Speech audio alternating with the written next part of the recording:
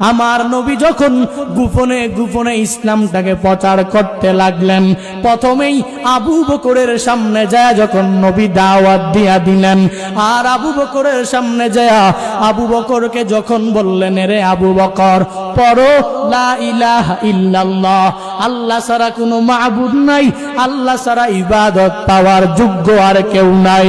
আবু বকর বলে, আমি আমার নবীর চেহারা মুবারক দেখে আমার নবীকে আমি বিদায় করে দিতে পারি নাই, আমার নবীকে আমি বিতাড়িত করতেও পারি নাই, বরং আমার নবীর চেহারা মুবারক দেখে দেখে আমি কালিমা পড়ে পড়ে মুসলমান হয়ে গেলাম। এইভাবে 39 জন সাহাবী মুসলমান হলেন, সাহাবী হয়ে গেলেন। গোপনে গোপনে প্রকাশ্যে ইসলাম প্রচার করা যায় না।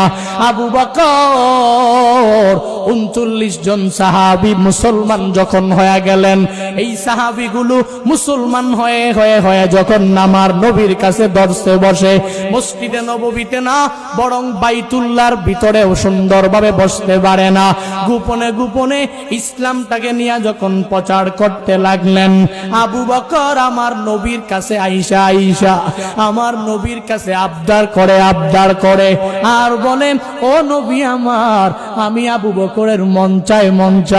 কি মন চায়? বলে, আমি আবু বকর ইসলাম ধর্ম গ্রহণ করার পরে আমার বুকের মধ্যে, অন্তরের মধ্যে আমার একটা মাত্রই ব্যথা।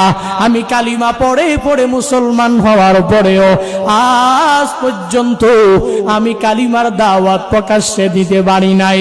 ও নবী আমার, মন চায় বাইতুল্লাহর সামনে যা আমি আবু বকর একটু কালিমার দাওয়াত দিতে মন চায়। আমার মন চায় আমি বাইতুল্লাহর সামনে দাঁড়ায় একটু খুতবা পাঠ করে। আমার নবী বলেন, রে আবু বকর, তোমার মনের মধ্যে যেই ব্যথা আমি নবীর মধ্যে তো একই ব্যথা। আল্লাহর পক্ষ থেকে যেদিন আমি নবুয়ত পেয়ে গেলাম, এই নবুয়ত পাওয়ার পরে আমি নবীও তো একদিন কালিমার দাওয়াত প্রকাশ্যে দিতে পারি নাই, বরং গোপনে গোপনে ইসলামটাকে আমি অত প্রচার করলাম।